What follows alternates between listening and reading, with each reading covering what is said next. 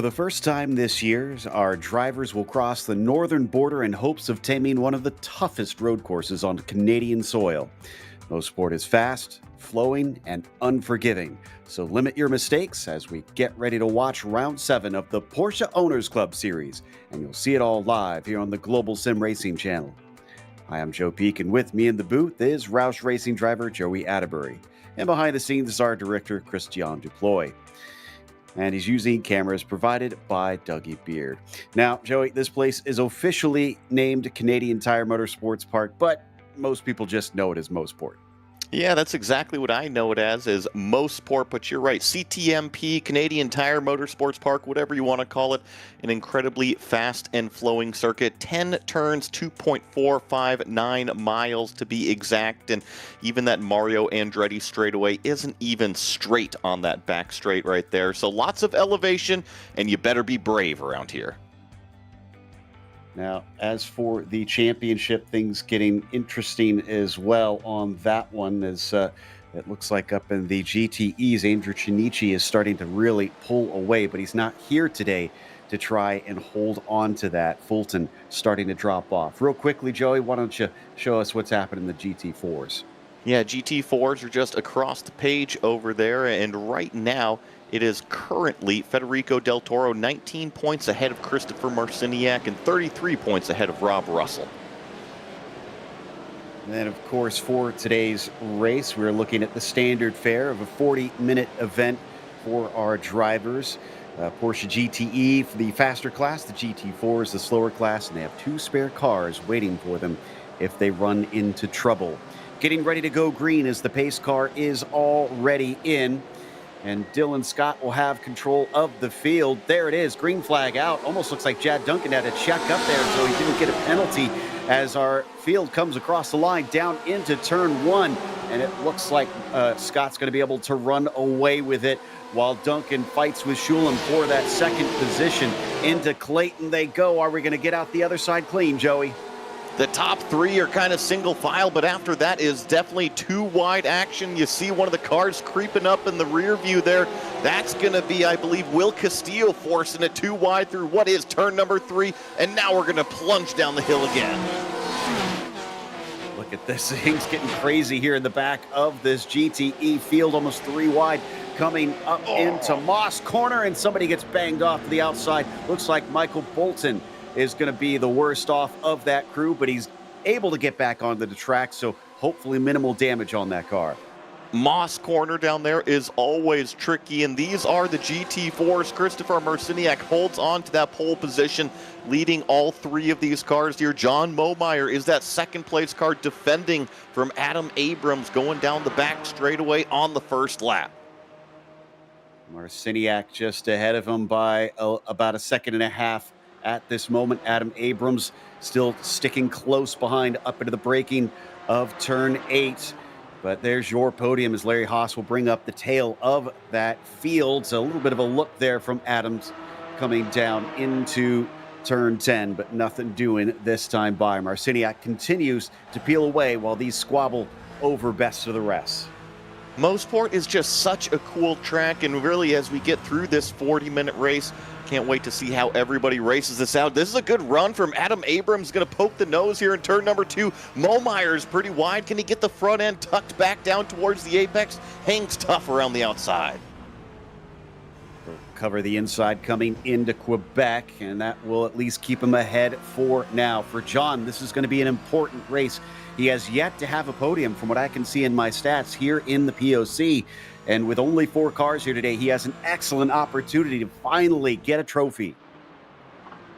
Just got to get it to the end of the race right there. And, ooh, a little bit of action here. Doug Bonchignon right on the back of Jeffrey Shulam in that number 12 car. And, Joe, I think that was pretty special out at Sonoma this past weekend getting to meet him.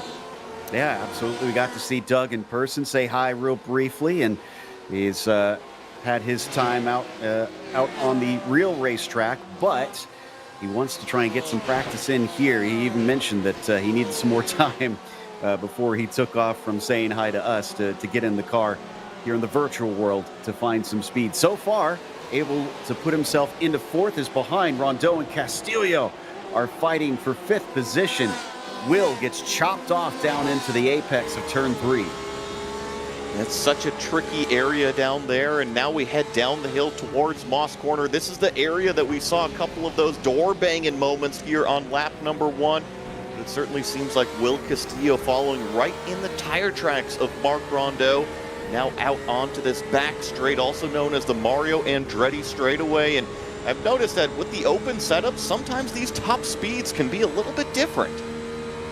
Yeah, that's a good point. This is really the biggest acceleration zone on the track here, up the hill and into the S's, but it works out well for Rondeau. He pulls away briefly from Castillo and prevents him from being able to make an attack into that corner. They have to watch out for Dustin Heindel. He's that blue and white machine that's not too far behind. And let's not forget in all of this, Joey, we do have at least one scheduled pit stop. That's right. There is a little bit of strategy going on here, so you're going to have to at least come down pit road one time. And oh my goodness, the RSRs, the GT1 category is already running into the back of some of these lapped Caymans here. That was a busy moment, and off goes Rondeau hard into the tires. That was Larry Haas. He gets a big piece of that as well. And it looks like he's able to at least get the car moving. But I think Rondeau has had to take a tow. Too much damage. He's going to not only have to use that spare car, but I think this will force him into an extra pit stop. Oh, so unfortunate to have that early incident in the race there. And it was kind of an interesting little incident down there in what is turn number 3 if we get an instant replay of it. Honestly, Joe, it looked like kind of both cars didn't want to be on the racetrack. Yeah, it was just some bad decisions in the moment, but it's always difficult when things are coming at you fast and furious, as it is for Momeyer, who still sees Adam Abrams really all over the back of him at a number of corners. He's been forcing him to get defensive, and just to complicate things, it seems his connection has been a bit squirrely lately. So there's Rondeau getting checked up, and then as they try to split the cars, oh, he came back across. It was the Cayman, Joe. It was Larry Haas going hard right into the left rear of Rondeau. I mean, if Mark moved over, it was maybe half a car width, but unfortunately, I saw a big movement out of the Cayman on that one. I'm sure that they both probably want to take it back. It's all learning out there, and I don't think either of them wanted to actually be ending up in the tires. No doubt. Yeah, just miscommunication and everything. Yep. Abrams, again, with quite a bit of speed. But Momeyer will defend well coming up into turn 8. He'll stay in that second position. This is all taking place about 5 seconds behind our leader, as it looks like Abrams got a good run, but not good enough. He backs out of it coming into turn 1. Marciniak is your P1 in the GT4 class down there. Yeah, he's kind of scampered off down the road by about 4.5 seconds, almost 5 seconds. Adam Abrams, the power move around the outside of turn number 2. John Momeyer yields the position, so that 7:04 is up into second. A little wide there from Momeyer, so he'll drift out wide, but he's at least able to carry on. Remember, Haas had to come on in and take a spare car, which he's, I think, just managed to finish recently. And yeah, he's back out there. Looks like Rondeau also returning it to the track, while Abrams works his way out of the Moss hairpin and back up the Mario Andretti straight. What happened with Will Castillo here? Did Heindel get by? Oh, I think he touched a little dirt on the outside. I think so too, and Mosport here, it's all about rolling as much apex speed through these fast sweeping corners, and so the drivers really try to kind of cheat those track limits, and sometimes you can touch the grass on the entry, and you don't want to have grass on those loaded tires. It is just going to slip out from underneath you, kind of like a banana peel in Mario Kart. Exactly. Unfortunately, there's no red shell to save you later in this series. But speaking of which, as we watch Doug Bacchigno continue to chase Shulam for third, one of the notes that I had made for myself on this place, Joey, is you keep it on the island, you're probably going to have a good result, and we're already seeing that. It's because this racetrack is so gosh dang fast. I mean, these cars rolling through turn number 1 right there, I think I saw 125 miles an hour. Let's see how slow they get down in turn number 2. Only a cool 122 miles an hour was the slowest speed those RSRs were going through turn number 2. So usually when you have those fast corners, incidents, they're not small. So Heindel has to go through. No, excuse me. We're looking at Dylan Scott, our leader here, going through more of our lapped cars. Goes by the third and second place machines, and then it's up to Marciniak next, which is about 5 seconds up the road until he gets to him. So it's a small respite here along the back straightaway, starting to reach the point at which they could take a pit stop soon here. Maybe about 25 minutes left to go on the clock. You'll see drivers try to duck down if they want to go in early. Here we go back to Doug. He's caught up to Shulam, who's being held up, catching Momeyer in a bad spot here in the S's, cuts back underneath him. Shulam does a nice job to accelerate off of that final corner, though. Kind of keeps Doug at, 2 car lengths back, and now it's all of the fast rolling corners here through turn number 1, approach over the crest at turn number 2. Got to dive it down to the inside of Adam Abrams, and he lets both of the RSRs go. Great heads up by Adam to see that coming. Not a place where you usually want to have cars coming by you. So they'll carry their battle on. Unfortunately, I think Momeyer was sent off track. I think he and Dustin Heindel may have had some contact.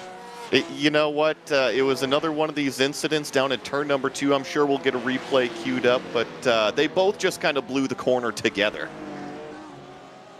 That Clayton corner is really difficult, and here in this version, in the sim, they do not have that paved runoff that the modern track in real life has had added in recent times.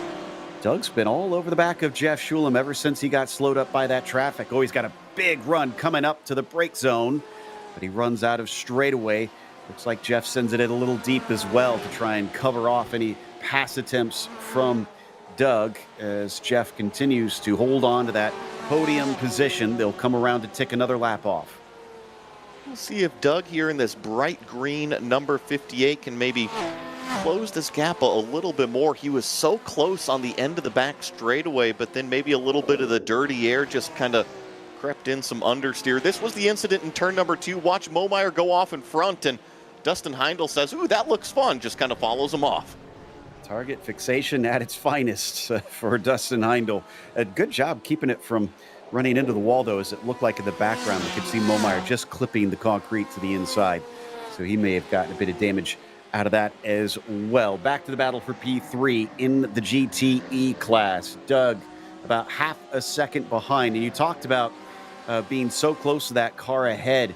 We have to remember, these are GTE cars. This isn't like the GT3R. It has so much more downforce. That's going to make it all the more difficult on these high-speed corners. It has those huge diffusers on the back. The wings are more efficient. The bodies are wider. So just the hole that it punches in the air is a lot bigger, and it, of course, disrupts all that air behind. So, yeah, if you are following, especially following closely, you kind of have to try to get your nose out into the clean air. And actually, Butchignon right there coming out of that final corner was pretty loose getting on the throttle. They got lots of horsepower, too. And certainly not a place where you want to slide out on the exits of the corners. There's so many spots where there's not much room. Cutting back. Wow, that was close as Larry Haas was trying to take to the racing line at the last moment, left the gap for Jeff Shulam to sneak by.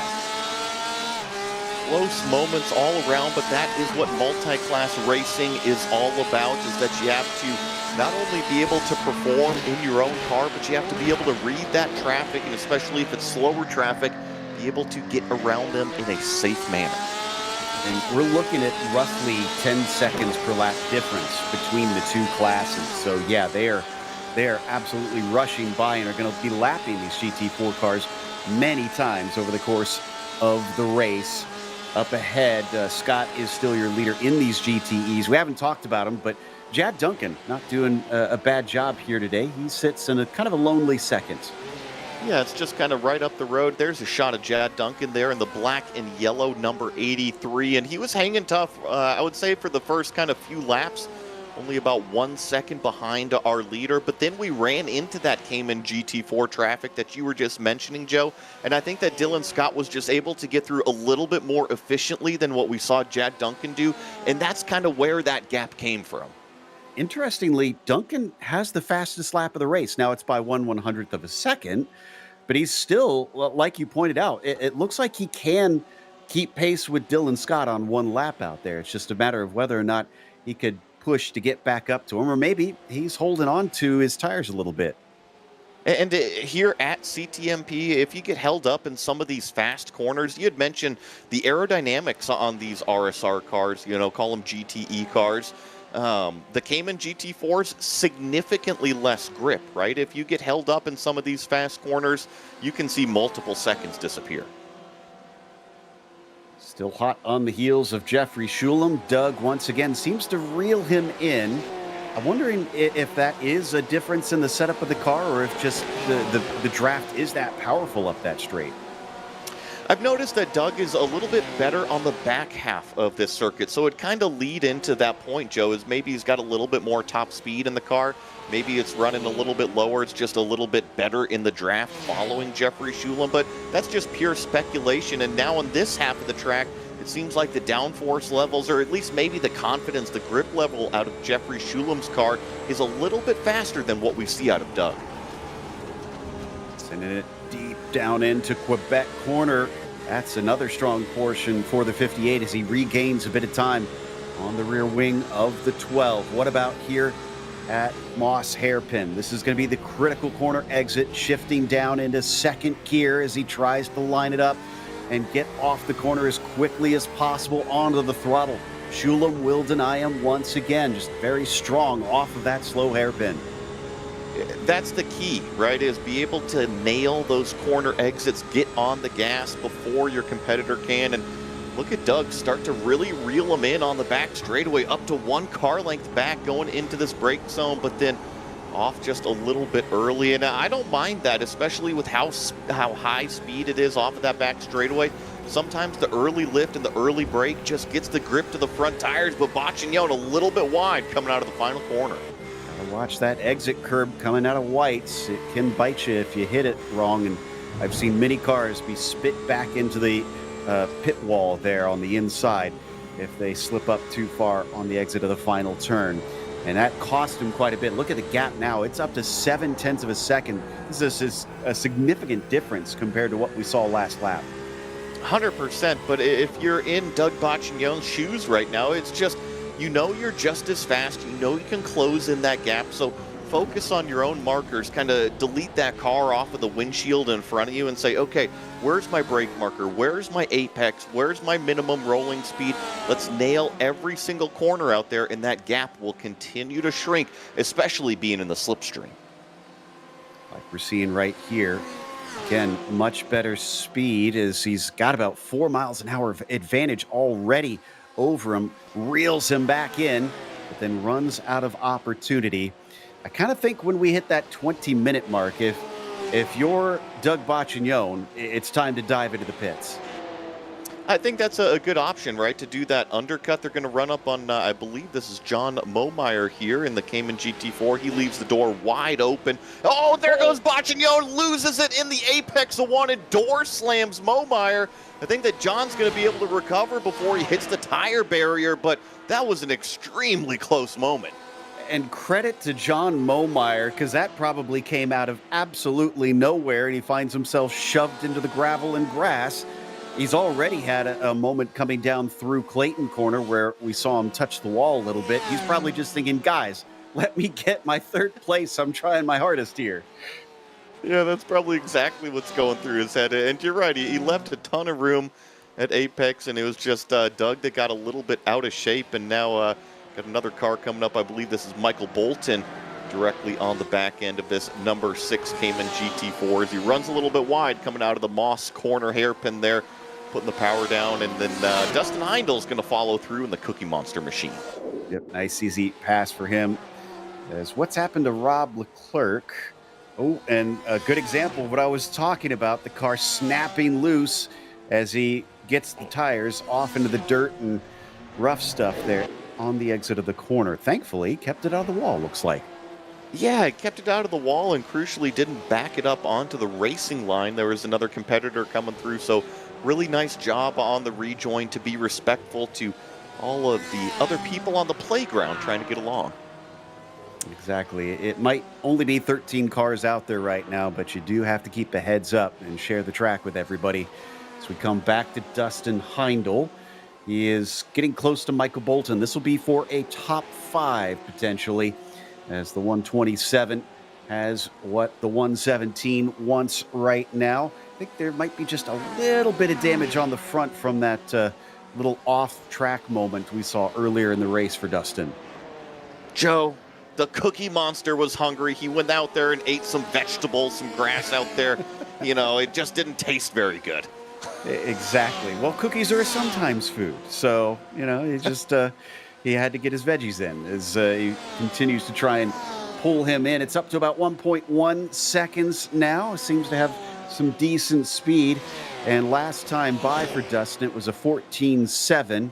For Bolton, it was a 16.1. Much, much quicker for Dustin Heindel. Let's see what it looks like when they cross the line this time, as Michael's coming out of White's corner right now. And his lap is going to be a 14.3. That's much quicker. He's picking up the pace. Meanwhile, Dustin Heindel, 14.9. So he lost a couple tenths. Yeah, and this gap has stayed pretty consistent, but you're right. I think that Dustin Heindel is kind of slowly creeping it back in. Let's see what happened back here. This was the incident between Bacchignon and Momeyer, so watch the green car just get really loose and then bang, right into the door, but great heads-up driving from Momeyer to kind of keep the car straight, not do any big steering inputs, and like you said, he kept it off of the tire barriers and trundles along.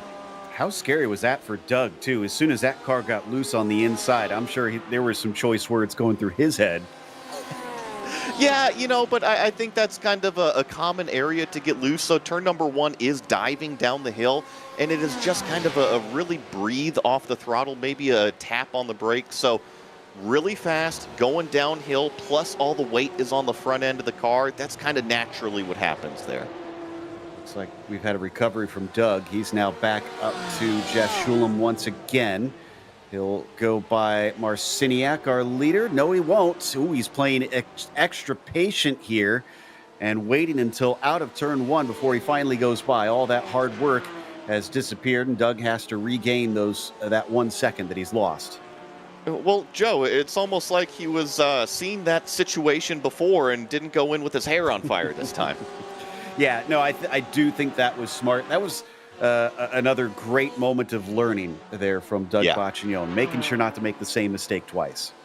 100%. And I'm sure that Christopher was very appreciative of it. Remember that Marciniak here is our Cayman class leader, so he doesn't want to be taken out by a car that's just trying to simply get by him. He left the door open for as long as he could and then got back on the racing line. And you got to remember, in order to have those cars get by you safely, you have to be predictable. The less kind of off the racing line you are, the more unpredictable you are, and that's when things can kind of get scary.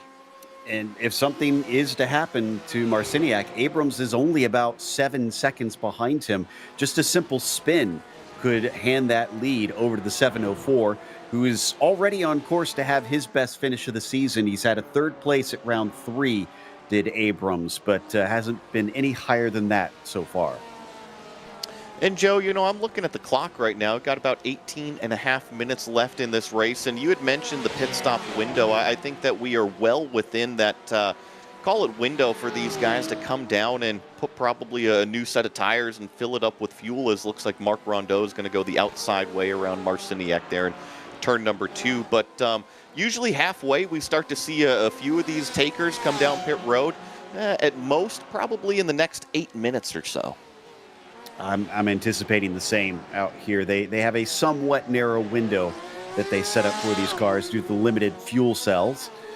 So it won't give all that much variance, but enough that you could try to get tricky to overcut or undercut your rivals out there, especially at a track like this that can sometimes be pretty hard to pass at. Before we get to those pit stops, we do want to mention our 2 sponsors for this series. Of course, that includes Porsche, because there is no substitute.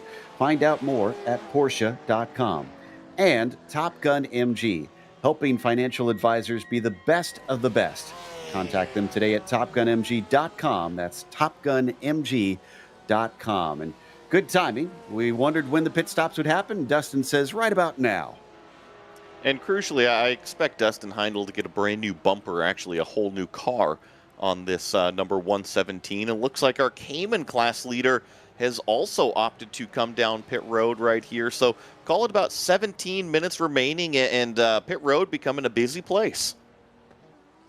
Abrams inherits the lead for the time being. Momeyer has already been in the pit lane, but he still needs another pit stop. So he's probably going to be still behind Christopher by the time he emerges, and I can confirm as he leaves. But we watch Dustin Heindl now out of his pit. Looks like Will Castillo, Mark Rondeau, we know have both been in, but nobody besides Dustin has taken that fuel stop. So we were kind of hinting at the undercut strategy for Doug Bocchignon, but I also think it applies right here to Dustin Heindl. Remember, he was kind of locked in that battle right behind Michael Bolton through it all. So maybe Dustin is taking this opportunity to come down, get those stickers on, and see if he can have a faster outlap, because Michael Bolton on pit road right now. Yeah, this is going to be fun to watch. Michael with a good heads up in this situation, saw his rival pit in, doesn't want to get undercut, so tries to minimize it by pitting as soon as he can. Let's see how much the undercut is actually worth. Isn't usually as effective here with these GTE cars, but you never know. He's back out. Bolton is rolling. Heindl's coming down towards turn one, but he's got lap traffic as he goes underneath Abrams, and it looks like Bolton will emerge ahead. Dustin Heindl was all the way to the inside of the track there in turn number one. Pretty much all four wheels to the inside of the apex curb there. Just wanted to leave plenty of room for his fellow competitor in that Cayman GT4 class car. But yeah, Joe, to your point, the undercut did not work out for this Cookie Monster machine. Is actually now 3.5 seconds behind Michael. That's a bit unfortunate for his case. He still has race left to try and overtake him, though. 15 minutes to go. Still waiting for the entirety of the rest of our GTE field to pit in. Marciniak, obviously mentioned in the GT4s, is pitted in. Abrams still needs to come in. Momeyer and Haas as well. This is Doug Bocchignon, who's still about 1.5 seconds behind Schulem. Ever since he got held up, he's really wide, too wide. He goes off into the grass. Good save, though, and brings it back on almost immediately. Turn number three, turns 1, 2, 3, and 4 is all about rolling speed, but it really feels like turn number 3 can kind of... Oh, and there he goes off again in Moss Corner, so maybe just a little bit missing those brake zones, trying to roll too much of that speed through several of these corners, and a couple mistakes is going to set Doug Bocchignon back now 5 seconds behind that number 12 car. I was going to just get a little bit technical about turn number 3. There's a couple different apexes that you can hit right there, and sometimes you just kind of early apex it a little bit too early, and that's when you find yourself out in the grass like what we saw Doug. And I have to say that, yeah, I was going to say, I think this is the time to come and pit. While they don't take tires in these pit stops, this is a good mental reset for the 58 now. He's obviously struggling. Just get the car back underneath him, take a quick breath, and hopefully he'll be able to return with renewed energy. Yeah, I like that strategy call as well. Just kind of turn it off and turn it back on, right? Isn't that how it works? Yeah, that's a good way to think of it. As he's hit that reset button on his brain and should be able to return with everything rebooted just as fine. Meanwhile, Abrams continuing to enjoy the feeling of leading this race. I'm not sure if we've seen him lead a race before, actually. I don't have that in my stats, and he's going to allow our leader Dylan Scott to go on through. Will Adam now pit in this time? The answer is yes. He's heading in as we switch back over to Heindl and Bocchignon as he's going to be held up. This is Momeyer to the inside, and now Dustin down to the inside. Unfortunately, that's going to be job done as Doug Bocchignon had no way to keep that Cookie Monster car from sneaking through. And you got to remember, Doug had just rolled out of pit lane after taking his service, so I'm sure he wasn't kind of expecting all of that traffic right there in turn number 2. I got to say, a nice job from Dustin Heindl to kind of take advantage of what was plopped into his lap. Absolutely. So while he wasn't able to catch Bolton, this worked out beautifully for him to overtake Doug coming up the hill. Oh, it's a real good run up into the S's again. We've seen this all race long from the 58. That car is super fast in a straight line. It really is. It just kind of reels in everybody when it's tucked up in the draft there. But, oh, another big moment of oversteer through what is turn number 10 there. It seems like Doug has been able to kind of keep it on the island on turn number 10, but it's constantly loose, just kind of fighting the car through there. So it definitely looks fast going down the straightaway, but I'm not sure if Doug is completely happy with, call it the complete setup underneath him. I'm not sure if we mentioned it, but Michael Bolton was way shorter in his pit stall compared to the others around him. So hopefully he has enough fuel to get to the end as Dylan Scott, our leader, now pits in. Chad Duncan inherits that top spot. Nice and tidy down to his pit stall. Dylan fills up with fuel. Let's see what he does, because we've had two cars at about 12 and 14 seconds, one car at 9, and it's another car at 9 seconds for Scott. Yeah, I'm not too surprised, right? There's only 11 minutes left, 10 minutes left, and usually these things fill up with fuel pretty quickly. I think between 9 and 12 seconds, we're talking about what, maybe one lap difference there, and that certainly could be what decides you running out of fuel. So it's looking like Heindel and Bacchignone are the ones that maybe overfueled a little bit. Boy, that was a lot of curb from Doug that time coming through the penultimate corner. He keeps it from spitting him off the track, but there's only so many times you can get away with that. 100%. We keep talking about how dangerous Mosport is with how fast these corners are, and Doug Bacchignone has kind of flirted with some of that a few times now. But check this out. Ever since Dustin Heindel has made that stop, gotten the brand new car, gotten by Doug Bacchignone, he has hunted down Michael Bolton. He's got a good opportunity. Defensive line coming down into turn 5. They'll switch places, at least on the side of the track. It's not going to give him the chance. Oh, that's wide. That is very wide from Bolton coming off of the Moss hairpin. Dustin's going to know it. Does he have the straight line speed? He's starting to reel him back in. He's certainly got the slipstream coming up the Mario Andretti straight. Which side is Bolton going to decide to go? Hovers in the middle of the track, drifts it back across to the racing line. Dustin won't have a chance this time. And Chad drove it really deep into what is turn number 8, and nice job hitting the apex here in 9. Looks like Dustin Heindel is following right in the tire tracks. A little bit wide there out of turn number 10 for for Michael Bolton. They're painted so similar up there, I got the cars confused. Yeah, it's easy to do that with those two. But look at how quickly Doug is starting to recover. So while Dustin has been focused forward, he needs to keep an eye on those mirrors, because Bacchignone could sneak right back past. It's exactly what Doug wants to see right in front of him, right? These two cars kind of battling together, slowing each other up, and we keep talking about how fast that bright green car is on the straightaway. If these two cars are slow in the corners because they're battling, it could be that opportunity for Doug.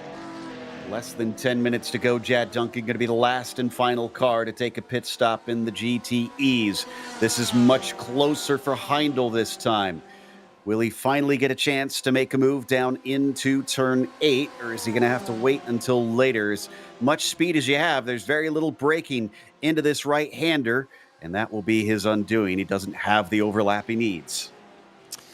Very little braking and tons of aero grip out of these GTE machines. So yes, it does make a pass going into turn number 8 pretty difficult. And oh, a little bit of a slip up there out of the final corner from Bolton. Heindel's going to look down to the inside of turn number 1. There's room given at entry, and then the door is promptly shut at apex. Couldn't quite get it that time, but clearly a threat. Bolton's going to have to be on his game here. Any little mistake, and no doubt Dustin will be capitalizing. Question is, will he get the opportunity? That's a slide wide there from Bolton. Better exit speed, almost coming together as they hover closely side by side here between 3 and 4. That's a little too wide for Heindel. I thought he was going to the grass for a moment, but no, he keeps it on the racetrack, and still the opportunity is not yet there for the 117. This is getting a little spicy now.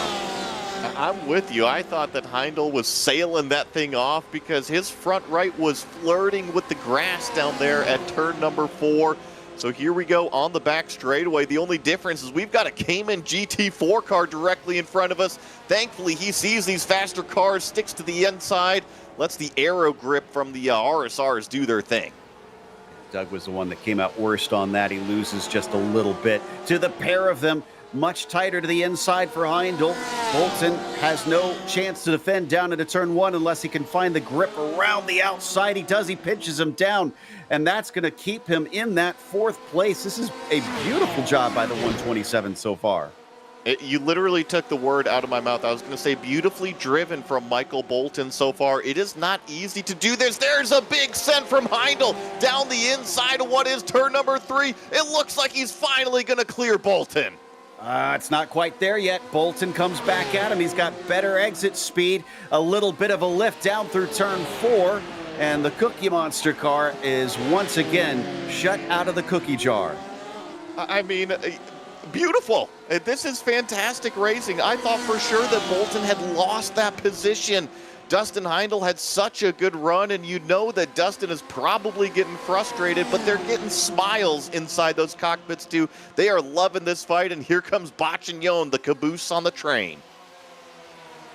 Oh, this is going to get really fun if Doug can get any closer to them. Like we keep saying, all he needs really is that good exit onto the Mario Andretti straight, and he probably has a chance to try and make the pass. Oh no, a little too hot, and into the wall he goes.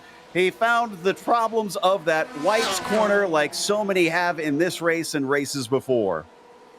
Yeah, and he's been flirting with that exit there for a handful of laps. I'd made the comment that he kept getting big moments of oversteer coming out of turn number 10 and finally got too big of a moment, made a little bit of contact with the driver's right pit lane wall, and there through turn number 3 again.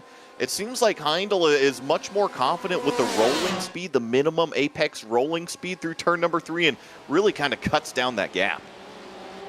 So this frees up Dustin to really be able to focus on fighting with Bolton, who gets right up to the bumper, and unfortunately, I almost think that cost him some exit speed, so there was another look at that incident there off the final turn. Yeah, and I think that there's two different driving styles going through Moss Corner for both of these cars that we're watching. It really seems like Bolton kind of parks the car at apex and squares it up for the nice launch off, while Dustin Heindel is really trying to be a little bit more aggressive and roll the speed through that slow corner. And I think that's why we see Bolton really launch down the straightaway. And that has been saving his bacon so far, because Heindel's had no response really without the speed. Oh, and Doug has gotten too much damage. He's going to have to come in for an extra pit stop. Leclerc gets a position. I think he might be able to get back out before Castillo is there, though. Yeah, and Doug does have a meatball flag, so it's not just that the car isn't driving how he wanted to. Barney's out there saying, hey, you got to bring it in. And oh, my goodness, once again, Heindel just eats up the entire gap in turn number 3. That car is turning up the heat on the oven. And for Bolton, he might be sweating. We've seen a few mistakes here and there, but he hasn't cracked under the pressure quite yet. The 127 is just doing what he needs to do, focusing on those corner exits like you've been saying he's been doing. And yeah, look at how far away he is now. So I think it's a benefit for Bolton coming out of Moss Corner, but our final turn, turn number 10, I actually think that Dustin's rolling speed is actually helping him out. Let's see if it's kind of the same thing here, because Bolton will kind of get a little bit wide in turn number 10, and it kind of costs him a little bit at the apex. And once again, about half a car width off of the apex, and you see the big wag of the tail, and Dustin cuts it down by about 2 car lengths. There are some, for sure, weaknesses showing themselves from Michael Bolton. He's going to have to deal with the lap traffic. John Momeyer staying off the left-hand side, down through Clayton. Nicely done to allow them through.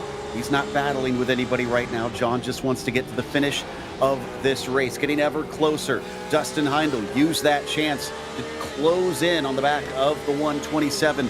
Once more, the bright highlighter yellow of Michael Bolton has been filling the windscreen, but for how much longer of Dustin Heindel? Let's see if Dustin can kind of square it up this time and get the launch out. But no, once again, Moss Corner, that second apex, if you get in too narrow and too early, there's actually a big old divot, a big kind of hole that you kind of drive through. And Michael Bolton is simply leaving half a car with that second apex, avoiding it altogether, and it's providing him an excellent drive out. This is just, man, a master class of defense on the one area where usually you see passes possible on this track. Otherwise, these downforce dependent machines is making life difficult for Dustin Heindel. You can see coming out of White's corner, medium speed exit there. He just could not keep up with him, trying to get that throttle down. Still, he hangs tight. He holds on to the back of him, just making sure to continue to apply that pressure. And I mean, look at this. We're down to 1.5 minutes remaining here in this race. So the time is running out for Dustin Heindel to make this move on Michael Bolton. How desperate is he going to get? He just needs to get Moss corner a little bit better. Let's see if he changes his angle, changes his line a little bit this time. In fact, it is extremely tight. I think I just saw the white flag being waved at our leader, Dylan Scott. So I was curious if he was close enough that he would get that. It looks like he is going to make this one to go, which these two are now going to get. Up next in front of them, that is Larry Haas and Adam Abrams. Now, that's not for position. Haas is a lap down from Adam.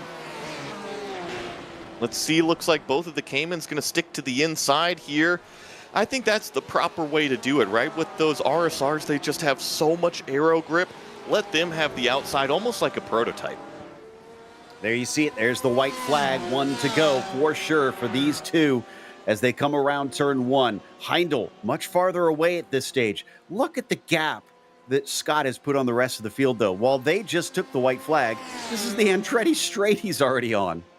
Yeah, he's already on that back straightaway. Just a few corners remain. 9.5 seconds in change to Jad Duncan, who has turned a lap that's actually faster than Dylan Scott here this race. Dylan Scott with 1 second place so far this season is going to take one step higher and win here at Mosport. A fantastic run from the 08 car to get his first win of the season. And here comes Jad Duncan. He will finish in second place in his black and yellow number 83. And Joe, I can report that Dustin Heindel went in a little bit too deep into Moss corner that time, got out too wide. But here's your Cayman class winner, Christopher Marciniak, pole position, and led every single lap, maybe minus a couple during the pit stop cycle. Yeah, he let Abrams have a little fun up there. Shulam, nicely done with this podium. Once he was able to shake Bacchignon, it didn't look like he had any problems from there. Bolton gets himself a well-earned fourth place, and I guess Cookie Monster and said going to be swallowing his pride for that one. Yeah, I'm sure he'll have some cookies later to enjoy, so it's no big deal out there. And like I said, he just kind of went in a little bit too deep into Moss corner, probably trying to take advantage of it a little bit more. Adam Abrams will finish second in the Caymans, and then John Momeyer here rounding out the podium in third place. His first in his career, from what we can tell. As the number 6 is going to be really happy about that one. Certainly had to work hard for it, as there were some troubles that could have cost him, and he survived. As here's our results for round 7, and Dylan Scott, as we said, your victor here today by an impressive 10 seconds over the nearest competitor. Jad Duncan is going to come home in at P2 with Jeffrey Shulam in third, and Michael Bolton will be P4. Dustin Heindel was 5th today. Robert Leclerc with P6. Bacchignon, unfortunately, a late problem. Send him into the pits in extra time in 7th. Rondeau in 8th, a lap down, and Castillo multiple down in 9th. Kua was a did not start. And then over into that Cayman class, we had Christopher Marciniak in the number 35, your winner there. Adam Abrams in the number 704 is going to come home in second place, with John Momeyer a nice podium finish. And Larry Haas, the 4th of those Caymans, did finish here today. Looks like our winner ready to chat with us. Like we said, his first victory of the season after just a single podium earlier on. Dylan, the opportunity presented itself and you stuck it on pole. You didn't look back from there. How does it feel? Yeah, it feels good. Finally not have a glitch in my race.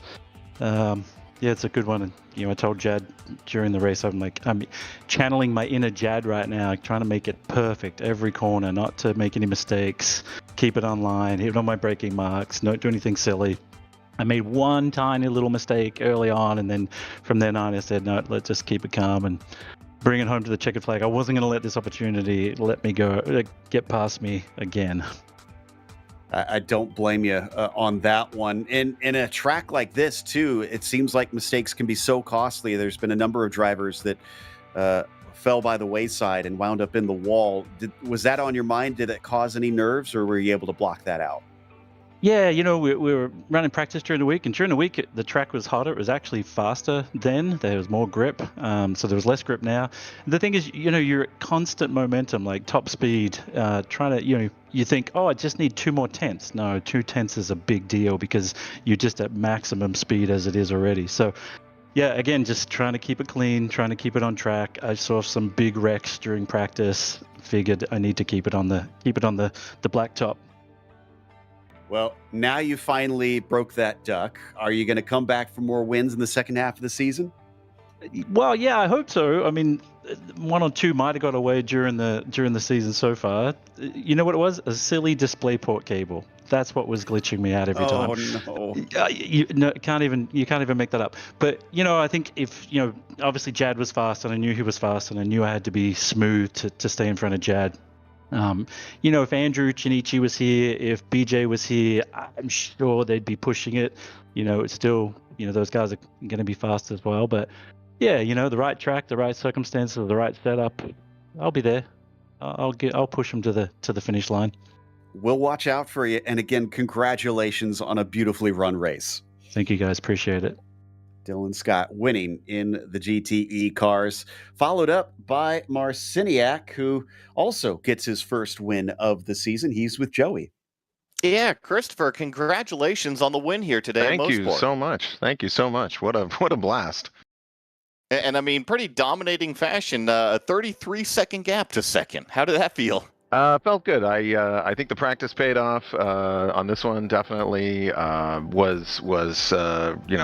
a bunch of time. Probably did almost 100 laps. Really practiced for this one, trying to step up my game, and was stoked to set my personal best on the race tonight at a 123. So that was real good.